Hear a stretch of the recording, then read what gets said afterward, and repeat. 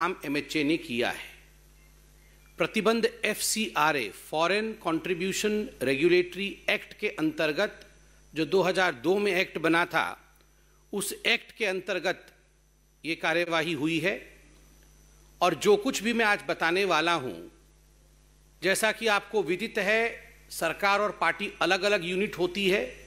सरकार पार्टी को ब्रीफ नहीं करती है, इसलिए जो कुछ भी मैं बताने वाला हूं ये पब्लिक डोमेन में है और उन्हीं विषय को मैं आपके सम्मुख प्रतिपादित करने वाला हूं।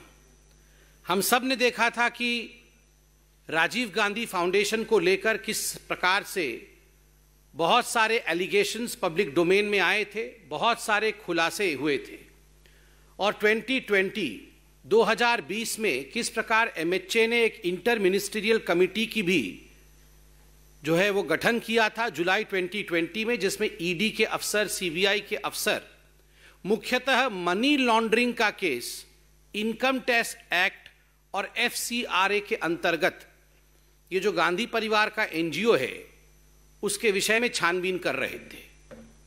आज जब ये खबर आई है कि एफसीआरए के अंतर्गत लाइसेंस रद्द किया गया है गांधी परिवार के इस एनजीओ का, भारतीय जनता पार्टी और देश की जनता इसका स्वागत करती है।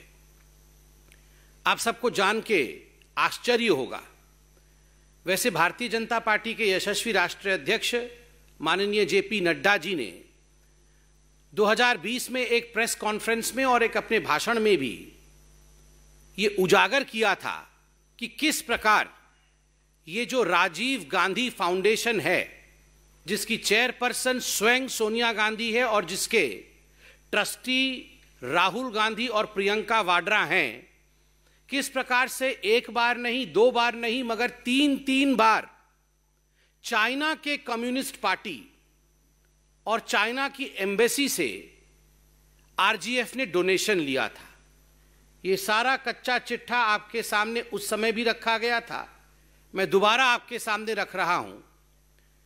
Partner organisations and donor year 2005 to 2006 ये राजीव गांधी फाउंडेशन का है।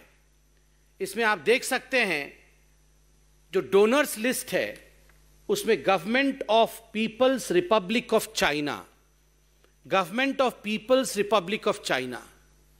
आप जरा सोच के देखिए, यूपीए की सरकार चल रही है, केंद्र में सरकार को रिमोट कंट्रोल से सोनिया जी और राहुल जी कंट्रोल करते हैं और चलाते हैं। रिमोट कंट्रोल की चेयरपर्सन भी सोनिया गांधी है सरकार की, और वहां जो राजीव गांधी फाउंडेशन है उसके भी चेयरपर्सन सोनिया गांधी है। और किस प्रकार से सोनिया गांधी जी जिस राजीव गांधी फाउंडेशन की चेयरपर्सन है उसमें करोड़ों रुपए चीन की सरकार से बतौर डोनेशन सोनिया गांधी ले रही हैं। और केवल चीन की सरकार से ही नहीं, ये डोनेशन एम्बेसी ऑफ चाइना से भी लिया गया था। ये अपने आप में बहुत घृणित विषय है। रह रहकर राहुल गांधी जी ने चीन के ऊपर बहुत सारे सवाल पूछे थे, मगर भारतीय जनता पार्टी ने भी जवाब दिया था कि जब चीन और भारत के बीच में स्टैंड ऑफ हुआ था डोकलाम का, तो उस समय चीनी तंबू के नीचे, चाइनीज टेंट के नीचे जिस प्रकार से पूरा का पूरा गांधी कुनबा पकड़ा गया था, रंगे हाथ पकड़ा गया था, ये हम सब ने देखा था। तो आज देश की जनता धन्यवाद देती है कि जो अध्यक्षा, उस समय वो कांग्रेस की अध्यक्षा भी थी सोनिया गांधी, और जो एनजीओ की अध्यक्षा चीन से पैसा लेती थी, आज उस एनजीओ के ऊपर अंकुश लगाने का काम इस सरकार ने किया है। उस समय भी भारतीय जनता पार्टी ने कांग्रेस से सवाल पूछा था कि आखिरकार क्या कारण था कि जब बीजिंग में ओलंपिक हुआ तो पूरा का पूरा गांधी परिवार बीजिंग गया था, जिसमें रॉबर्ट वाड्रा भी शामिल थे, प्रियंका वाड्रा भी शामिल थी, राहुल गांधी भी शामिल थे, प्रियंका जी तो सोनिया जी तो थी ही। और वहां उस अवसर पर सोनिया जी की मौजूदगी में शी जिनपिंग और राहुल गांधी के बीच एक करार हुआ था, एमओयू हुआ था। उसके बाद ये डोनेशंस आए थे। तो स्वाभाविक रूप से उसका उत्तर कांग्रेस पार्टी ने तो आज तक नहीं दिया है, मगर आज अंकुश लगने का काम हुआ है।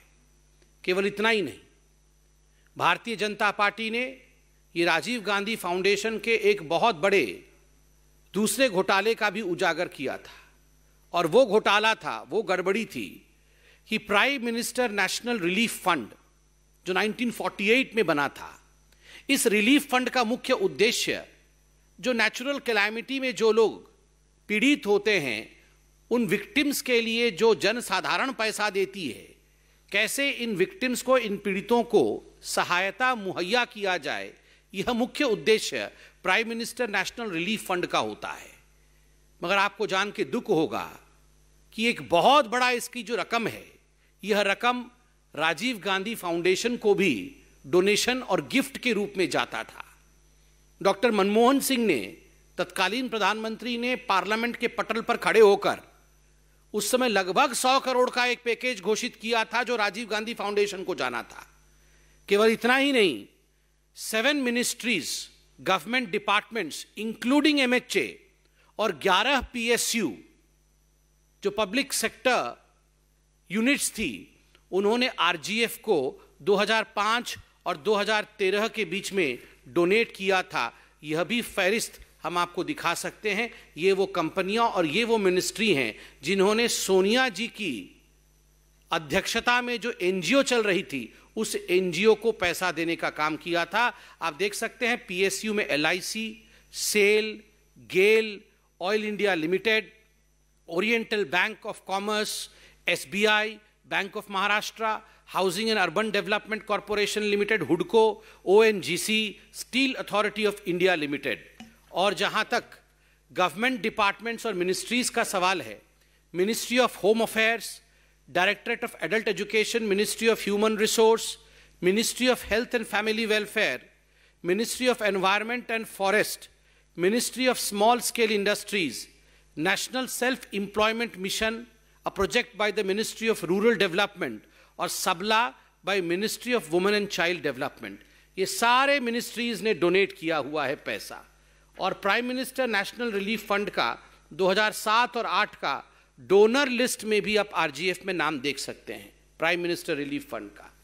केवल इतना ही नहीं, इसके साथ साथ आपको याद होगा कि भारतीय जनता पार्टी ने विगत दिनों में प्रेस कॉन्फ्रेंस के माध्यम से खुलासा किया था कि किस प्रकार से जिन लोगों ने गलत गतिविधि करके, भ्रष्टाचार करके करोड़ों खरबों रुपए कमाए, ऐसे लोगों से भी पैसा उगाही करने का काम NGO राजीव गांधी फाउंडेशन ने किया था, जिनमें मुख्यतः जाकिर नायक और जाकिर नायक की जो संस्था थी इस्लामिक रिसर्च फाउंडेशन, उससे भी मोटा रकम लेने का काम किया था। 50 लाख से अधिक रुपए लिए थे। ये तो शुक्र है कि भारतीय जनता पार्टी और देश की जनता ने इसका खुलासा किया और उसका नतीजा हुआ कि कांग्रेस पार्टी रंगे हाथ पकड़ी गई। चाहे मेहुल चोकसी हो, चाहे राणा कपूर हो, चाहे NSEL जो स्कैम हुआ था जिसमें करोड़ों खरबों रुपए का घोटाला हुआ था, NSEL स्कैम के भी प्रणेताओं से पैसा लेने का काम राजीव गांधी फाउंडेशन ने किया है।